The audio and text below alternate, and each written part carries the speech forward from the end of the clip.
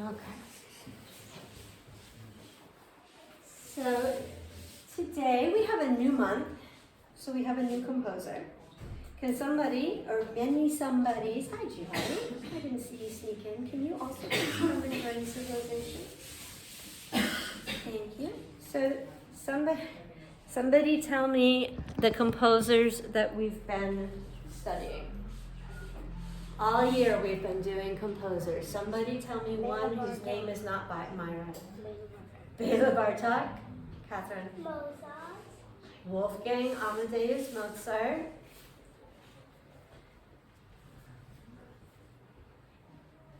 Anyone? Andrea? Robert Schumann. Anyone? Myra. Beethoven. Ludwig van Beethoven. Okay. I feel like there was somebody else. Oh, Johann Sebastian Bach. I think that's where we started, right? So this month, we're going to study Dr. Suzuki. Because we are, after all, Suzuki students.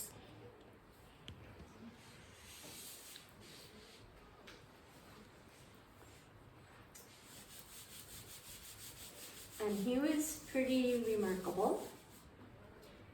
What nationality does it sound like he was? With the last name Suzuki. Does that sound French? Yeah. Really? Italian. Oh yeah, his name ends in an I. Mm. Okay, I think Myra knows. Any other guesses? Yes, go. Andrea? Japanese. Japanese. He was Japanese. And he was born in 1898. So just before the 20th century. So he was really what we would call a 20th century composer. And he grew up in a violin factory. His family had a violin factory, they made violins. Nobody played violin because apparently people of Dr. Suzuki's family class did not play violin. They did not lower themselves. But Dr. Suzuki heard a recording of a piece called Ave Maria on a record player and fell in love with the sound of the violin and started listening to that piece over and over and over again to teach himself how to play the violin. And it was the tone of the violin that captivated him. And he always said, in tone is the heart of music. Beautiful tone, beautiful heart. The more beautiful our tone is, the more we work to make beauty, the more beautiful we become inside. And that was one of his main goals in teaching children. He wanted to teach children to have beautiful hearts, to be noble people. And a lot of that came because he lived through both world wars, World War I and World War II, and he nearly died in both of them. Not from the war, but from the impact of the war, not having food, having to be in the mountains where it was safe. And so coming out of World War II, he really had a desire to work to create a world that wouldn't create World War III. And teaching children to be noble human beings through music was his way of doing that. So when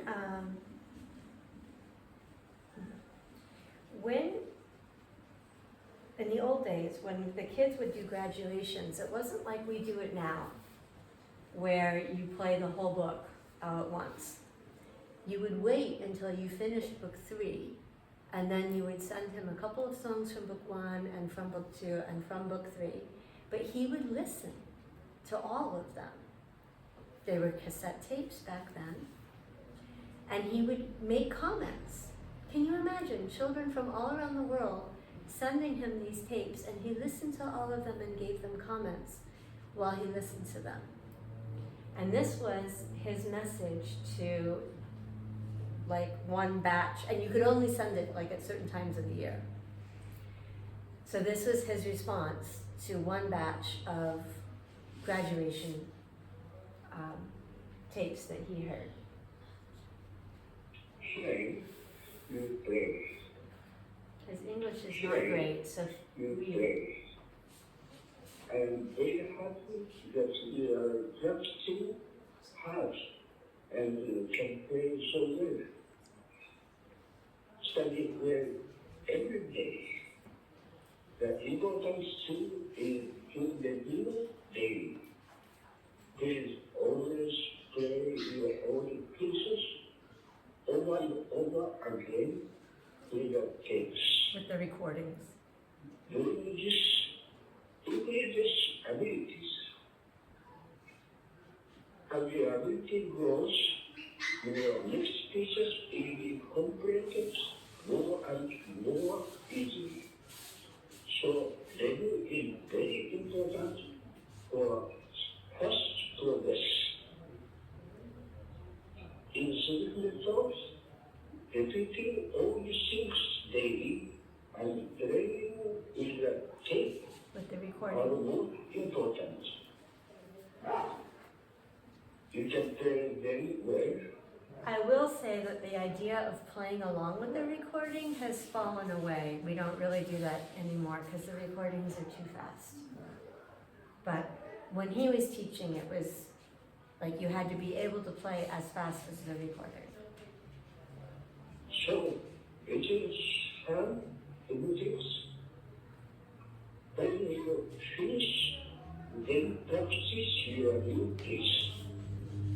Please divide your daily practice into two parts like that. Okay? If you do that, you will be able to easily learn your new piece very soon and quickly progress. This is student method. Will you do that for me?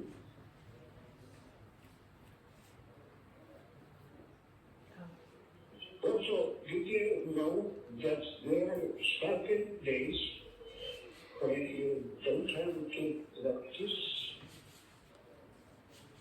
Now, listen well and don't forget. There are only days on which you don't have to practice. Anybody know the answer? Sunday? None. I've said it. Sunday. Mm. Birthday? Mm.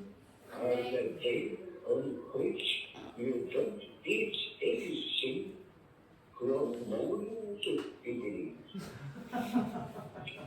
So you understand? You don't have to practice If you don't eat. if you don't eat. You only have to practice on the days that you eat. That you eat breakfast is a day for practicing really hard. Okay?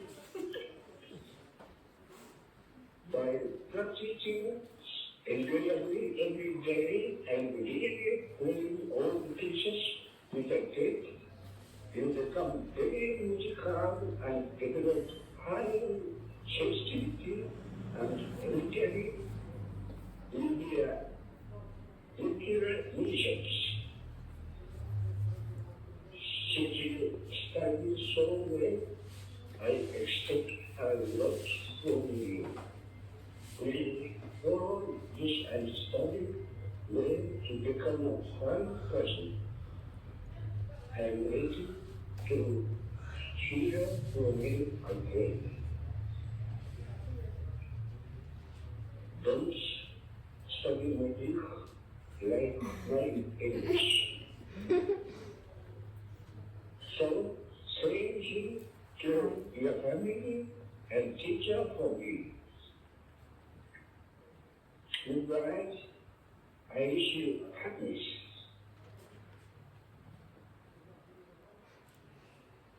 So there you go. You only have to practice on the days you eat. Okay? Yeah? Okay. Or you could say you only have to practice on the days that end with Y in English. Because they all end in Y. Right. Okay, so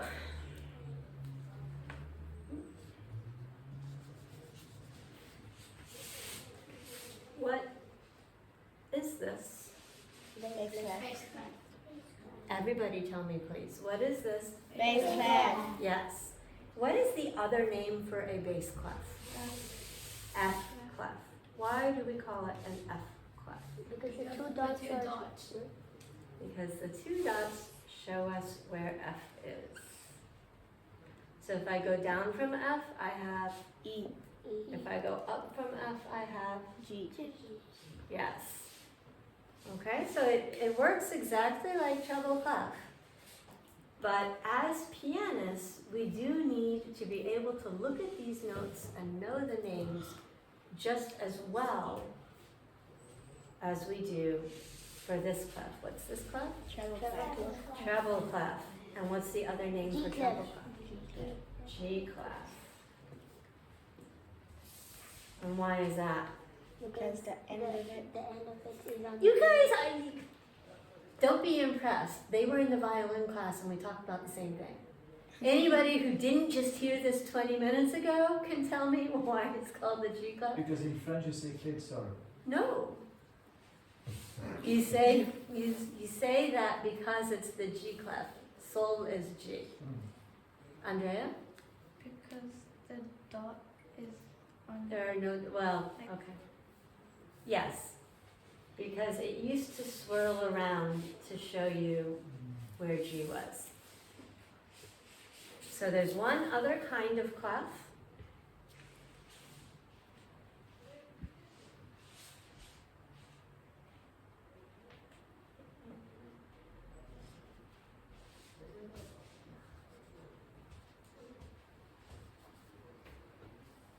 I ran out of room. There's one other kind of clef and it has 4 versions.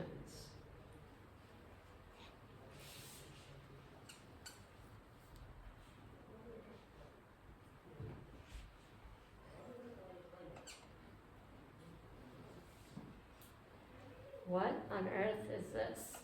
I have no idea. It looks like a B. It does look like a B. Is it B clef? It is not the B clef. These are all C clefs. And they were the original. So the way it works is that the one on top is called the soprano clef. And so your C was here because they sing high notes. So by moving the clef so it was high, your notes were right here where you were singing. Right? They sing in treble clef, a soprano sings from roughly, we can say A-ish, but they can go up to a high A and maybe even up to a high C. And then we had the alt, so these were the highest female voices. We have to remember that in the beginning, most music that was written was vocal for church. It wasn't necessarily instrumental, that came later. So then we had the alto clef, which is the lower female voice. And they sing from approximately a low G to maybe a high B, maybe a high C. But that's in the treble clef. Then the tenor is the high male voice. So for the low notes, they have a high C clef. So the tenor is kind of like the soprano. They're going to sing from like here-ish to maybe here-ish. And then the bass clef is the low male voice. So they're singing the notes that are down here. So they moved the C according to the range of the singing. But that wasn't really practical in the long run. And I don't know the story, but somehow we evolved to the treble clef and the bass clef. However, viola and cello still use alto and tenor clef as well. So almost no one uses soprano. I'm never gonna say no one because there's always somebody, right? Or bass, but the alto and tenor are still in use. And it's basically trying to avoid ledger lines. The whole point of it is to avoid too many ledger lines. Okay, so our dictation today is going to be in Bass clef. bass clef. Please contain your enthusiasm. Myra, can you pass these out? Mabel, you got separated from the pack, Catherine. Andrea, Thank you. Sterling, Olivia. Myra.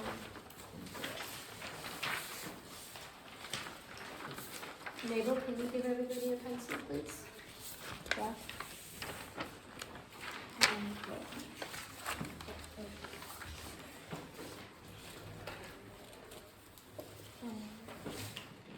Share with somebody. Share with somebody.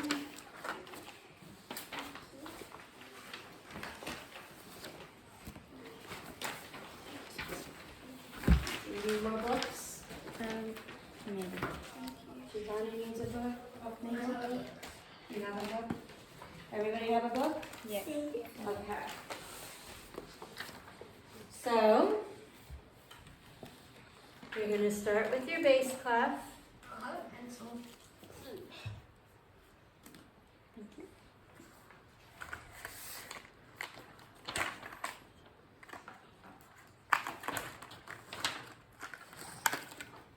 Anybody else need a pencil?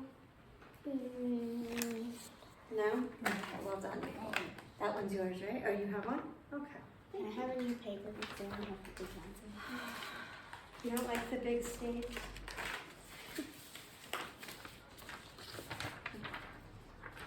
Don't give that old one back to me or I'll keep giving it to you every week. Okay, and you need a key signature of 1 flat, B flat. And you need a time signature of 3, 4. So if we have 1 flat, B flat, what key are we in? Brooke? F. F major. We could be in minor, but we haven't talked about that enough yet. So here is what F major sounds like.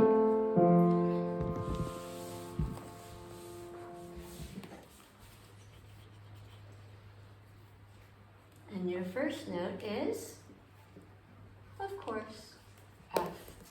Remember when the stem goes down, it goes on the left. And the first note is a quarter note. Or if you're British, it's a crotchet.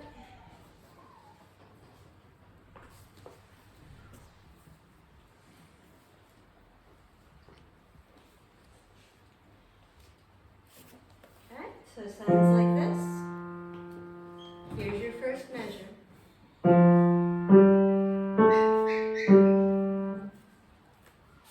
you write it down?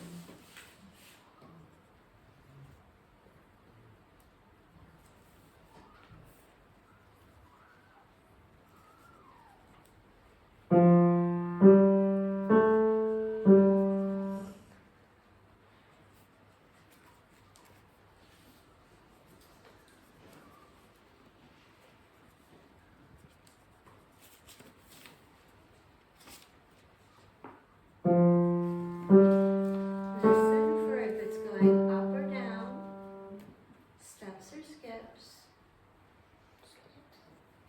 Oh, sorry. There's your first measure. I forgot we were in 3 time. So put a measure line after your third note. You can keep your next note. I just forgot. We were in 3, 4 times. I outsmarted myself. Do you have 3 notes, Mabel? Are the notes the same or different? Different. Mabel? Different.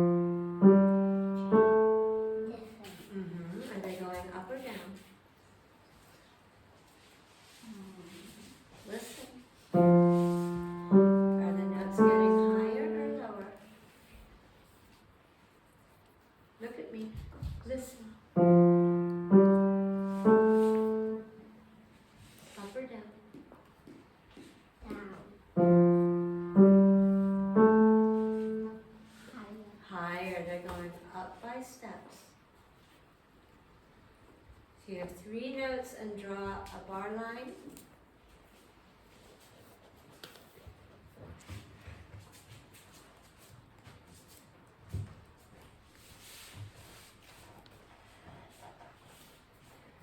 Okay, here's your second measure. First one, new one.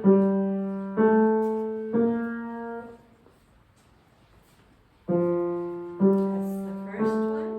Here's the second one.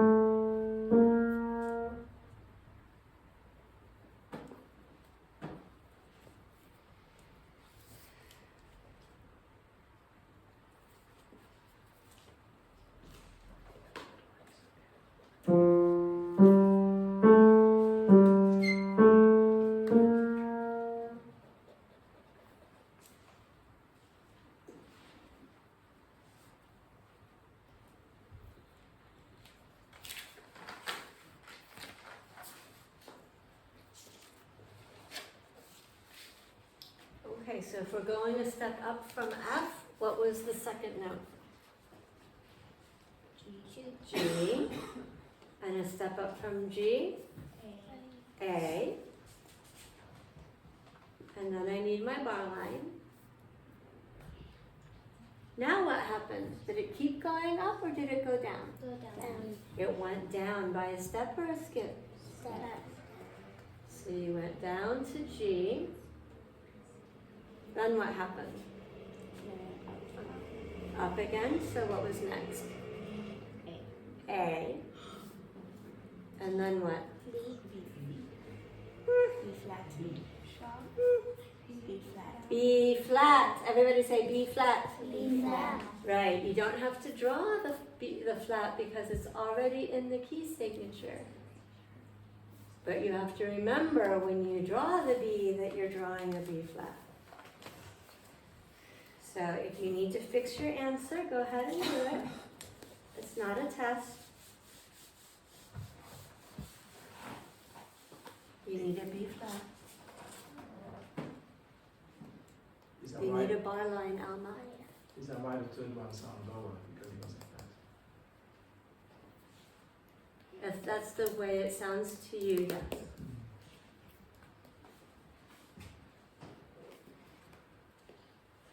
Okay? I mean, it's still a step up, so it's still going higher. So it's just going up by a half step, by a semitone instead of by a whole tone. Okay, so here's your first measure. Second measure.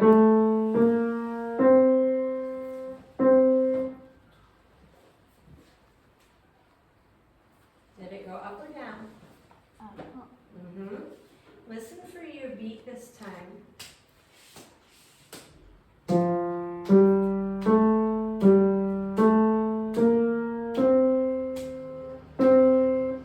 How many beats did the first note get? 2. 2. So don't color it in. Was it a step up or a step down? Up.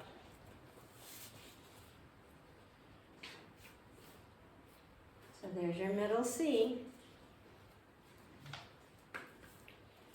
But that's only 2 beats and I need 3. So what happened for the third beat? Do you need to hear it again? Yeah. Okay.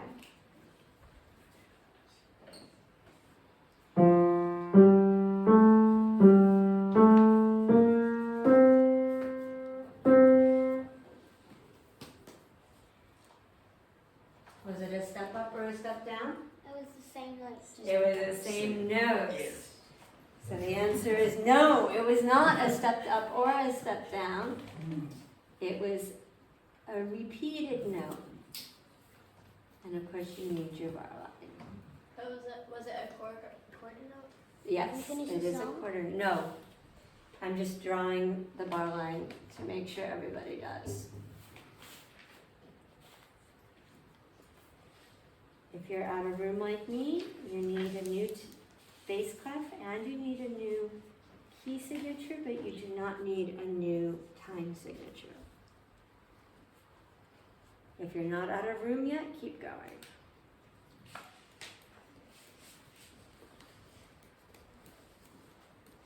So here are your beats again.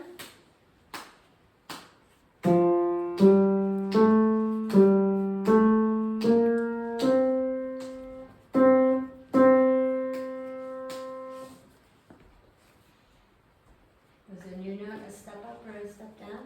Neither. Neither. It was the same. How many beats did it get? 3. 3. So what are you going to draw? It's Die half note. yeah. Right, you need the half note Dot. with the dot And then measure. and a measure line. That's all that's going on in that measure.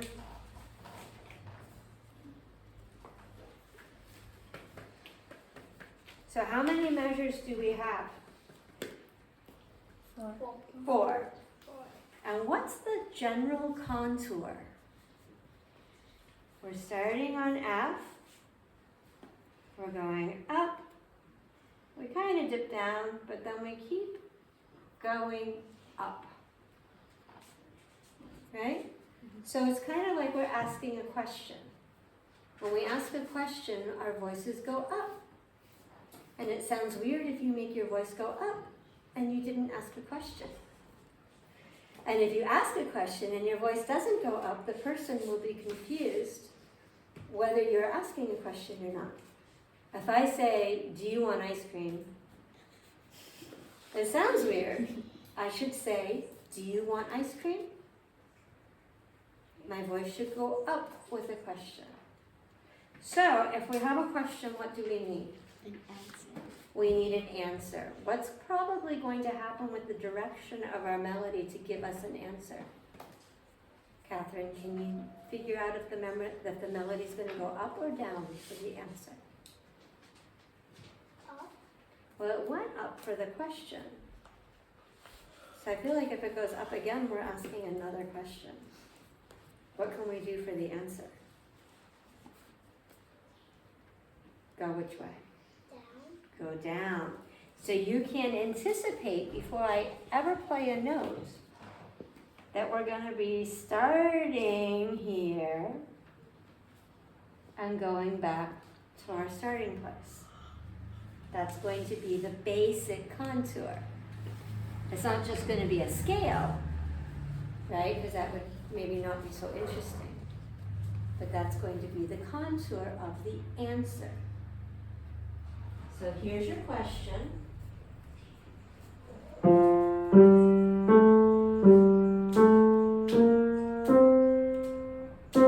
Here's your answer.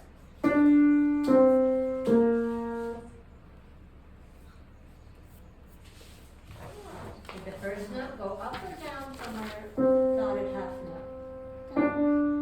Up. Ah.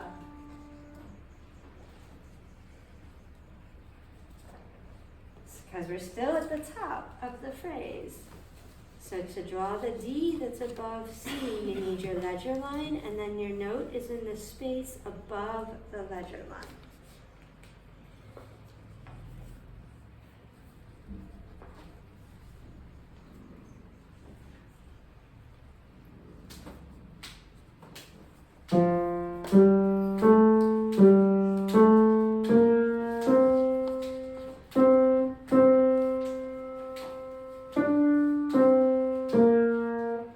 What happens after our high note?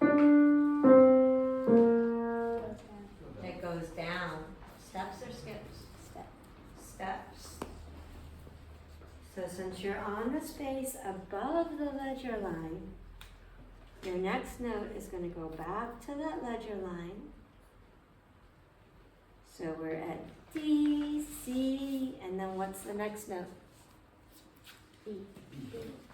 You're all fired. B flat. B flat. It's in the key signature.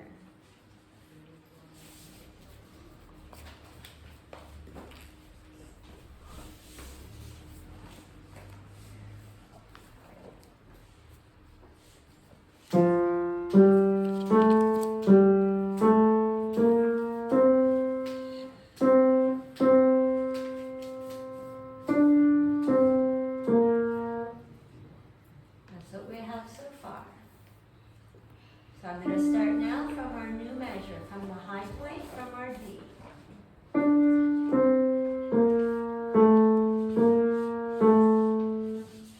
What happens? After the B flat, is it a step up or a step down?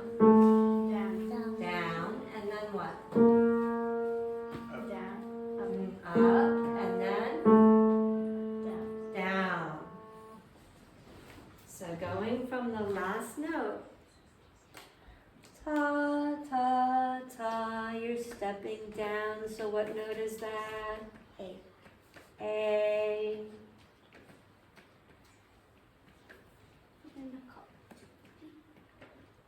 And then when you step up, Andrea, what note is it? B flat. B flat, but you don't draw the flat because it's in the key signature. And then to step down, Alma?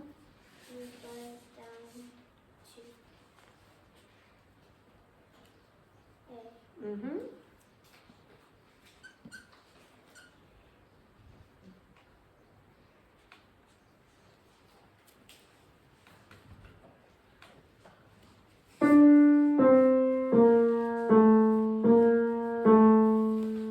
Anybody guess what the next note's gonna be? G. You are very smart. So listen, here's your beat.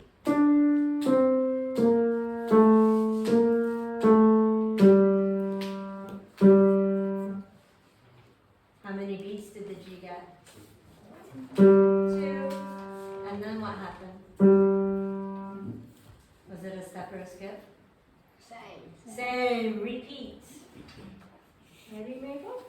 Draw your G. So it's a half note again, just like up here, right?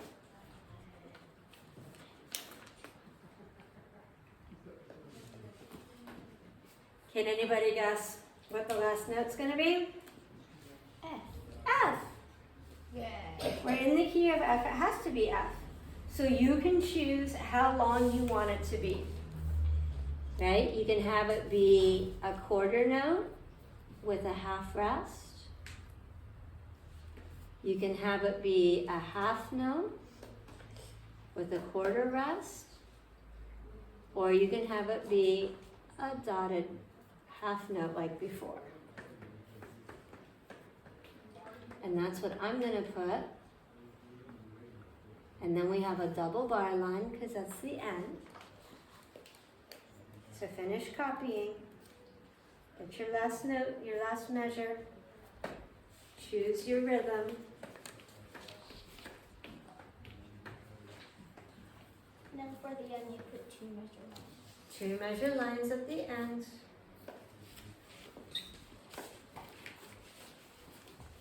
You make it a repeat. You can make it a repeat. So the way I do the rhythm, since I chose the dotted half note, what can you tell me about the rhythm in the question and the rhythm in the answer? It's the same. It's the same. So we say that it's parallel. Right? Alma, what's going on in your last measure? This one? Yeah. I started at the Huh? I started from the measure. I started from the measure. Yeah, but the last measure, how many beats do you have? What's that last thing? Oh, I'll try next. No. The last measure of the song. I think that Oh, can you put it next to the half note so we know, like you did here? Otherwise it looks like a floating unidentified object. Okay, and then you have 4 beats here. 1, don't know what's going on there. Alright, so does that make sense? Mm-hmm. So, a lot of pieces have this as their structure. Right? That is a very basic structure for an 8-measure piece. Your first half goes up and asks a question, your second half goes down and gives an answer. So then what happens is you get somebody like Bach or Mozart or Beethoven, and they expand it. So instead of just obviously being like, I'm going up the scale until I get a fifth away, I'm going down the scale until I get back home. They'll say, I'm going to go up the scale, but not so fast.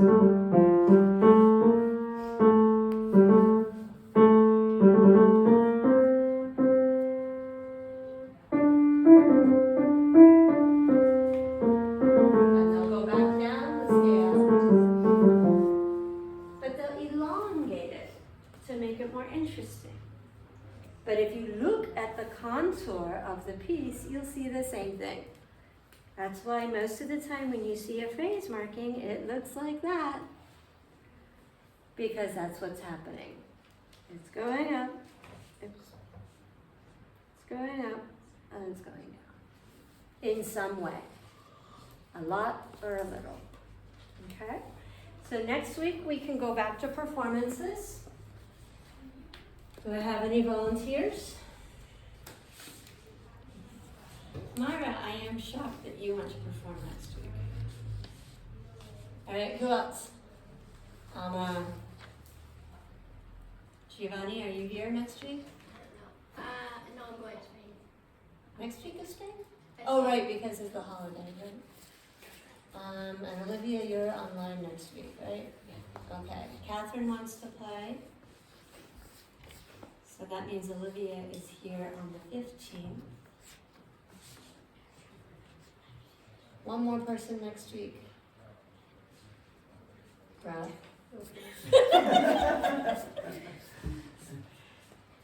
Okay, so then that means Giovanni is on the 15th with Olivia. And Mabel is on the 15th. Oh, and April is sick today, but she should be on the list. And Loa is out of town, so she should be on the list as well. Okay? All right. Can I have your, actually give Olivia your pencils, give Andrea your papers, and give me your books.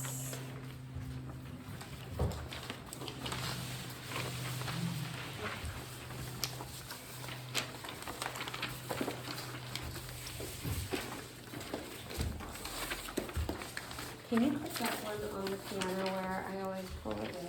Thank you. My never-ending attempts to not design